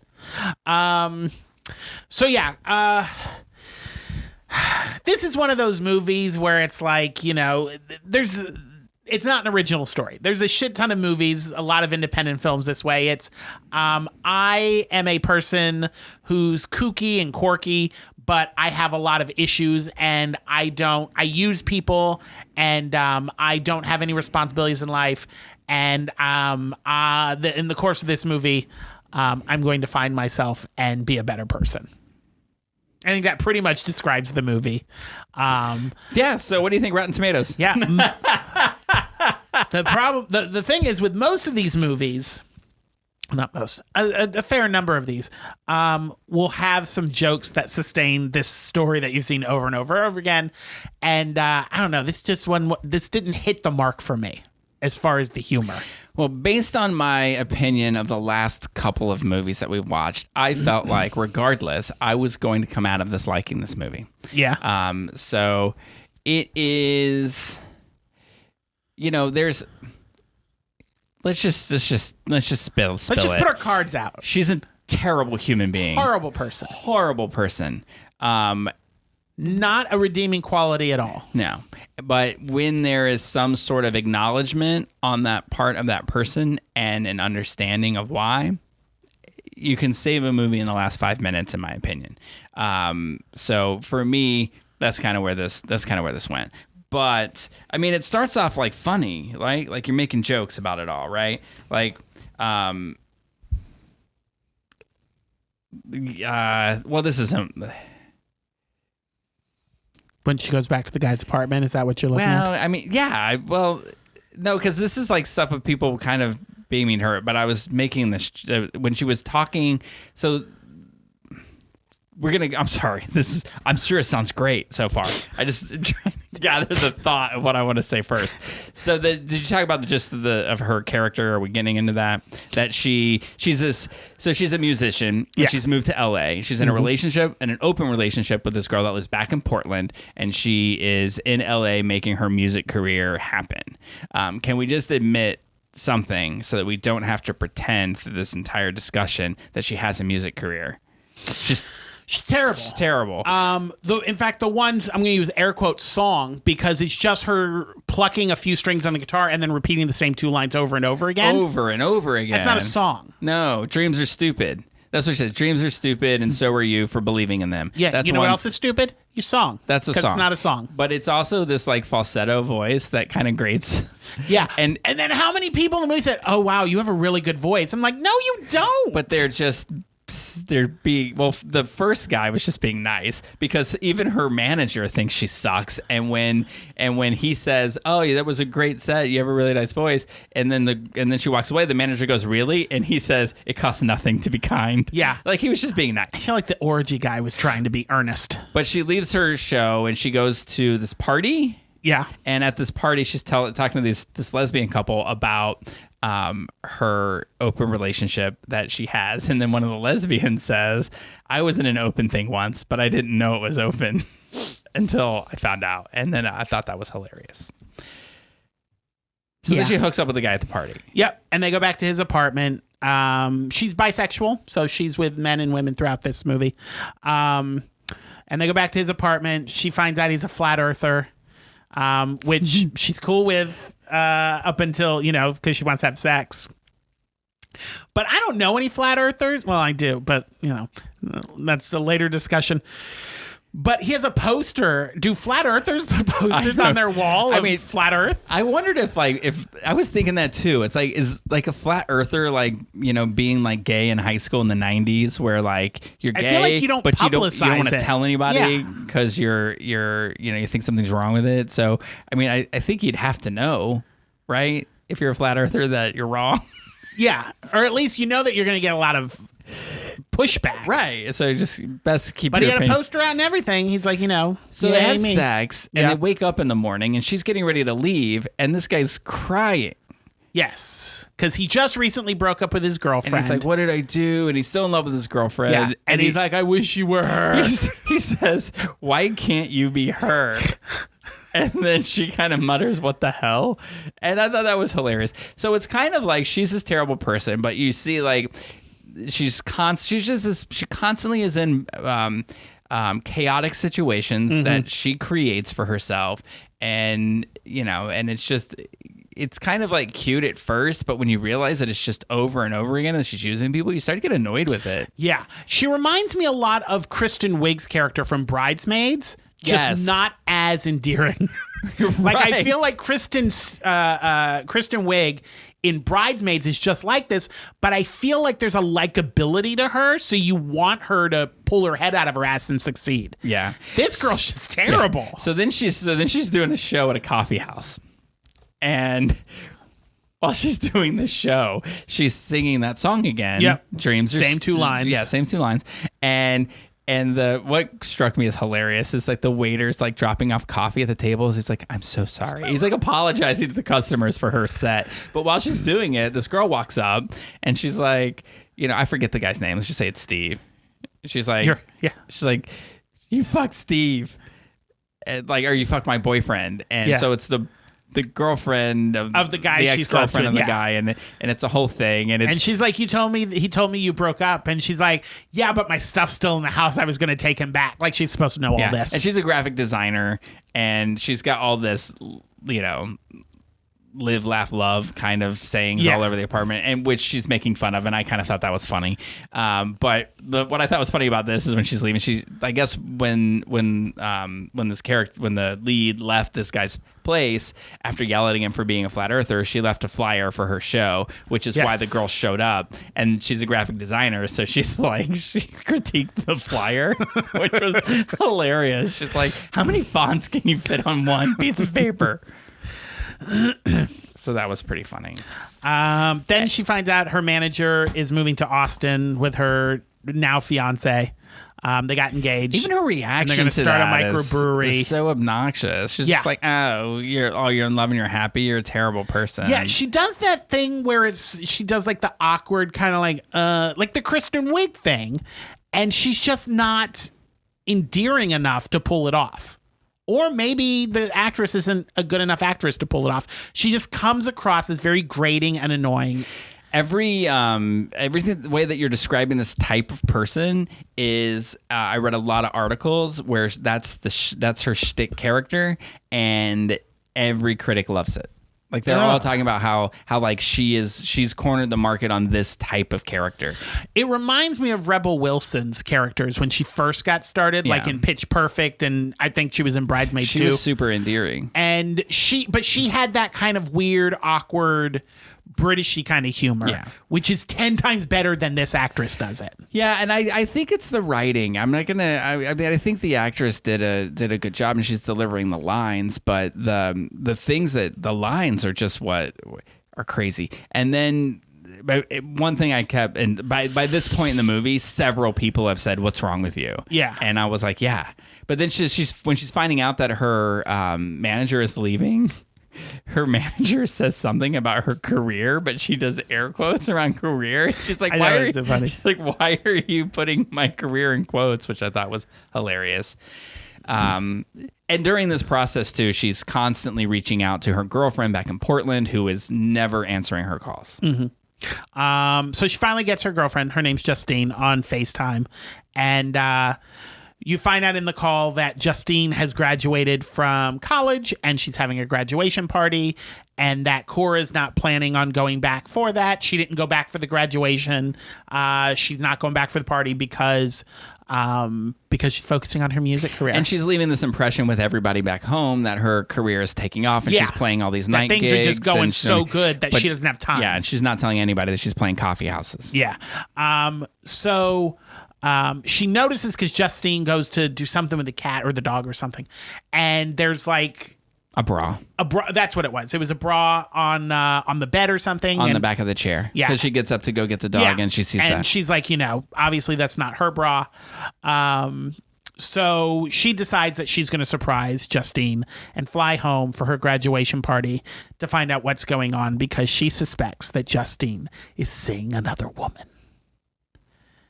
And she's not wrong. She's not wrong. So she gets on the plane, and this scene was just stupid because they check your ticket. But she sits down in first class, and the lady's like, "Oh, can I bring you a drink?" Like, they're gonna check your ticket, stupid. And she's there, and then and she was, the flight attendant was a bit of a caricature of a human being, but. So then Tom, who's played by Manny Jacinto from A Good Place. Love him. The Good Place. I adore him. He is so cute. And he should be in every movie. Yeah. He could be Liam Neeson's sidekick in every movie. And he's beautiful. He's charming. Yeah. And he is grossly underused in this movie. Grossly underused in Hollywood in general. Yeah. I mean, but I do like the type of character he was playing, because I really just know him from The Good Place, where he just plays this like really dumb hot guy. And this is like, I think he's a good actor too. I'm a fan. So she gets into it because she's sitting in his seat, and she gets into it with the flight attendant. And this is the other thing about characters like this in the movie. He is obvious. He's very attractive. He's a kind, good person who tries being nice to her, and she's just nasty to him.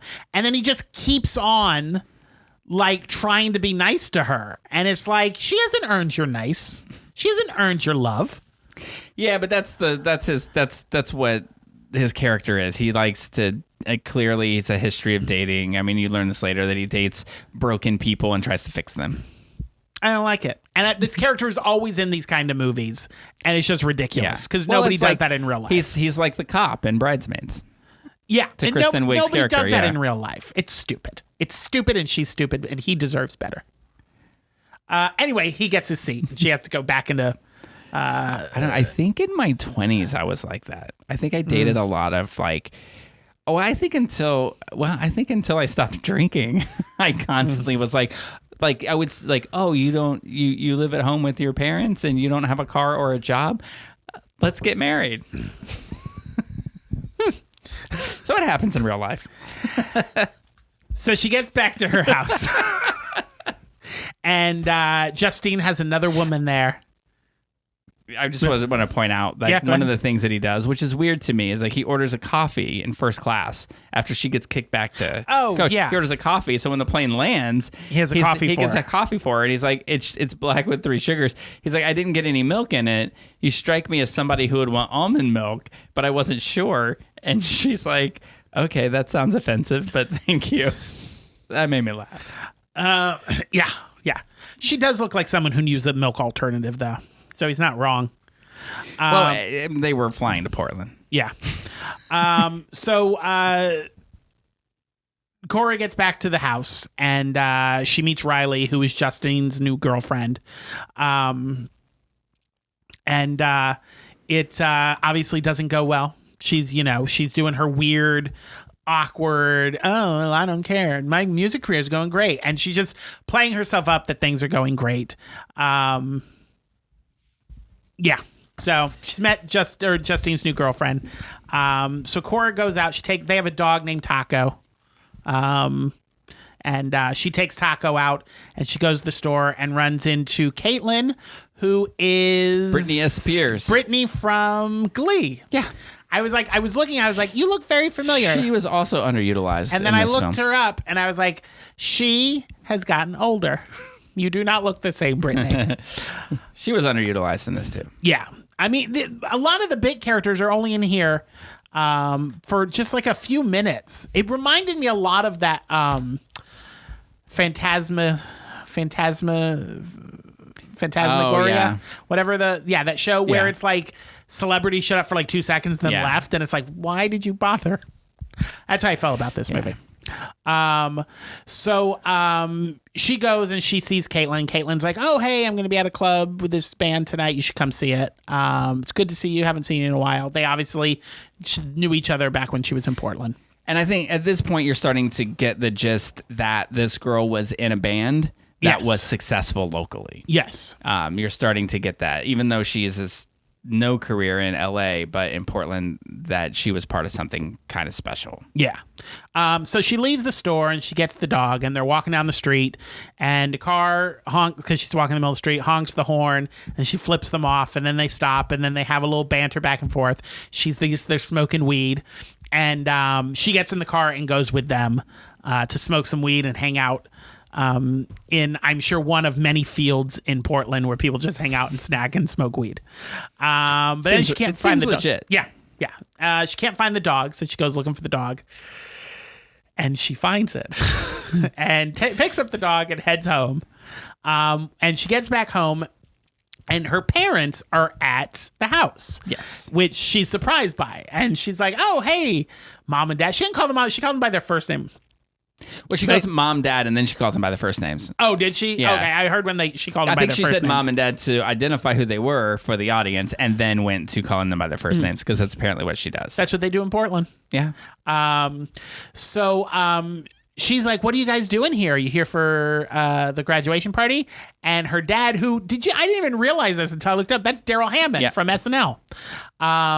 Is like, we're here for the birthday party. And she's like, what birthday party? And it turns out that even though she's living in LA, her parents have gotten very close with Riley, Justine's new girlfriend, and it's Riley's birthday. So they came, brought a birthday cake, and they're going to celebrate Riley's birthday, which Cora is not happy about. So people are arriving for the party. Justine's mother arrived. Justine's mother, who loves Cora. So they're having a little party, and this lady busts in the backyard screaming because they. Do you know she is? I didn't write her name down, but she is in. I think she's the receptionist, maybe in Brooklyn Nine-Nine. Oh, I never watched Brooklyn Nine-Nine. That's a funny show. But apparently, when Cora went looking for the dog was not Taco that she had gotten. She was high. She took the wrong dog. So she took the wrong dog. So she's like, you took my dog. And then she's screaming. She takes her dog and she storms out. So Cora has to go look for Taco because nobody knows where Taco is. So she looks for Taco for like 2 minutes. And then she's like, well, I'm going to go to the club. Yeah. And I wrote this down. I was like, she's an awful person. But if you're going to leave the dog, you can stop the movie. Yeah. It reminds me of this meme that I saw recently, or not a meme, it was a clip of a comedian who said that people have gone too far with dogs. So he tells this story, and the story starts off of him telling about how his father died. And and that his father had this dog, and like a month after he died, the mother was like, the dog's acting weird, like we should sit the dog down and tell the dog that he's dead, he's not coming home. So they sit down and they tell him like, hey, he died, he's not coming back, and the dog ran up, curled up in his chair, and died the next day. And the whole audience went, "Aw." And he goes, you see, that's your fucking problem right there. Because not one of you cared about my father being dead, but everybody in the audience was like, oh, the dog died. And so that's what this is like. She's terrible to everybody, but she leaves that dog in the woods, and I was so mad. Yeah. So she ends up just forgetting about the dog, goes to the club, where Caitlin from the convenience store to the club has decided she now hates Cora because she finds out that she slept with the guy that she's dating now years ago before they dated, but she knew that she liked her.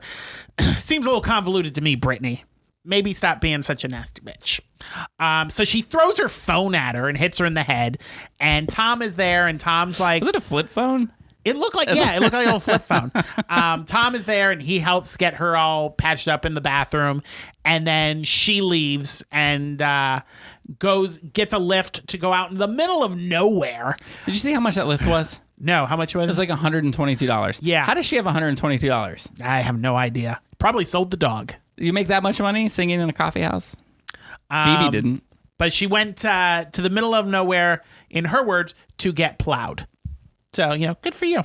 But she gets there, and there's like a group of people at the house. One of them is Margaret Cho. And they're all very hippie, earthy. It's commune-y kind of... Yeah. And they're all, doing their thing. And then they're like, hey, let's have our orgy. So they all go into the bedroom. At this point, are they in the bedroom? They're all in the bed, naked, and they all start touching each other. Yeah, they're touching and kissing on her. And I looked at Jen, and I said, everyone on that bed looks like they need a shower. Yeah. It definitely looked like there was a lot of patchouli. Is that what it's called? There's a lot of patchouli in that house. A lot of it. So she decides in the last minute that she just can't do it. It's just too weird. So she leaves. But she's got no signal out there, and her phone dies. So she ends up having to walk back this entire route, and ends up at a restaurant. This is the kind of stupid movie shit that annoys me. Coincidentally, that Tom and his friends are at. How convenient. And she sits down and she's talking with him, and he's annoyed with her now because, like every other relationship in this movie, they give no backstory. So you got one scene where they seem really into her, and then the next scene is like, oh, between that scene and this scene, I realize I don't care for you. I find you obnoxious. So he's just like, she's just this bad person. And then this is where we are let in to see why she is the person she is. And we find out that the band that she was in, the band that they had so much success in Portland with, are all dead. Yeah, there was a car accident. Yeah. And it was, I mean, it makes sense that they were all in the same restaurant. I mean, if you listen to the storyline, and like they were playing at this club, and on their way home, they all died in the spot that was right near where that restaurant was. It was the way back to wherever they all were. And they played at that club the night before, and they could have hung out until the morning and drove back at that restaurant. All makes sense to me. But yeah, so they were all had to work the next day. They had played at this club, and it was the best night of their lives. They did really well, and they were driving home, and it was Cora's job. I just remembered I couldn't remember her name earlier, and I'm like, the fucking name in the movie is her name. So Cora, her job was to keep the driver awake on the way home, and it wasn't successful. She fell asleep, crashed. Everyone died except for Cora. She's the only one that lived. And we're let into her soul, and we're like, Tom's like, oh, I see you. I really see you now, Cora, for the first time in this movie. So he's like, can we give you a ride? And she's like, no, I just want to be walking with myself. So she goes back to the house. Well, she wanted to go to the site of the accident. Yeah. And so she walked to the site of the accident, which I gather she had not been to until this moment. Until she had her breakthrough. And so she went through the photos, and she had her moment where she cried, and she apologized to them for it taking so long for her to come back and see that, and how hard it was for her. And I thought it was all very touching. From that, like the explanation of it to that, I bought into it. To me, if she was a better actress, it probably would have been more touching. But at this point in the movie, she's just annoying me with every word she says. So she goes back to the house, and Riley is there. And Riley is pissed off because Justine has been out looking for Cora, because Cora went out looking for the dog and disappeared. And Riley's pissed, and she's like, obviously she doesn't care about me. She cares about you because she's out looking for you. And then Justine comes back, and while she's talking to Cora, Riley leaves. And then Cora says, after Cora and Justine talk about how they're not happy together. Well, Justine's not happy with her, and she wants to be with Riley. She goes, I'm going to fix this. And she runs to the bar where Riley is at, and Riley doesn't drink. I guess she used to be an alcoholic. So she comes in, and she's getting ready to drink a drink, and she slaps it out of her hand. And it turns out it is not alcohol, it is coffee. And she knocked the coffee all over her. And she goes, I thought I was trying to help you. That was a funny scene. So just as with these movies, with a few sentences, she's able to talk Riley to going back, and they make up. And hey, I appreciate that. I appreciate when things happen in a few sentences. This movie was an hour and 34 minutes, and I'm not angry. Yeah. So they get together, and then flash forward, Cora is playing in a club, and Tom and his friends are there, and she's strumming along, and she's singing the same two damn lines for that stupid song. And then she's like, I have a new song, and it has more than 2 lines. And then we all applaud her for her growth, and then roll credits. Basically that's the gist of it. How many grapes? Half a grape. I was thinking earlier, I was smiling, and I was like, the role of Rick Todd. I paid $5.99 to rent this movie, and that was $5 too much. The role of Rick Todd will be played by Jeremy Williams in this episode of Why Am I Not? I think this, like, again, for me, a movie can be redeemed in the last 5 minutes, and from the moment in that diner to the end of the movie, it kind of did. And it was mainly to do with all the other characters than it was to do necessarily with Cora's character. But I do think, like, you know, when I watch a movie, I like to see, like, there's some movement in people, some sort of growth, and it hit the buttons. So I'm gonna go with 1.5 grapes. I'm not gonna give it 2 or say, like, hey, you got to rush out and see this. I didn't have to pay to rent it, Jen did, so I'm less angry about the money. I would say if you were looking for something on a Saturday afternoon, and this is free on one of the streaming services you already have, it's good background noise. I did not care for this movie at all. It's hard to care about a character that's just so awful. Like, one thing that she does is she purposely misnames Riley the entire time. Yeah. And it's her birthday, and everybody's there to celebrate her, and they're singing happy birthday, and she purposely says the wrong name in the song just because she's hurt that her girlfriend likes somebody else. Yeah. And I think that's childish. Yeah, very and I think childish. bad things happen to people, and it's not an excuse to be a dick. So Yeah. I that's not an excuse. But when you realize that, I hope that you can leave this movie and say, okay, maybe this character will be less of a dick to people moving forward. I don't know that that's the case. Because I think Probably that, not. and especially when you got people around the character that are like, oh, that's just who they are. Yeah. I don't like I just that. think from a movie standpoint, I don't think any of these characters were well developed.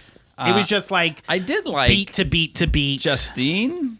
I liked her. I think I like the vibe of the actress, but no, I didn't think this was a well written movie. JoJo Gibbs is her. JoJo is her- T. Gibbs. She was in Civil War and Past Lives. I saw Past Lives. I haven't seen Civil War Yeah, yet. it's a good one. What do you think Rotten Tomatoes was? I don't know. This seems like the kind of stupid movie critics would like. So I'm going to say critics said like an 84, and I'm going to say audiences a 60. Close. 80 critics. Audience 67. Oh, audience about liked it a right. little more than I thought they would, and critics hated it a little more than I thought they would. I think it's in the same general area. Yeah. That's okay. Well, that's us. So for that's this. it. That's and under 2 hours. Well, Boy. I don't know until the intro gets put in. But yeah, so can't wait to see what happened in Big Brother next week. I can't wait, and I bet we'll have a movie that goes along with it. But until then, the cork is back in the bottle.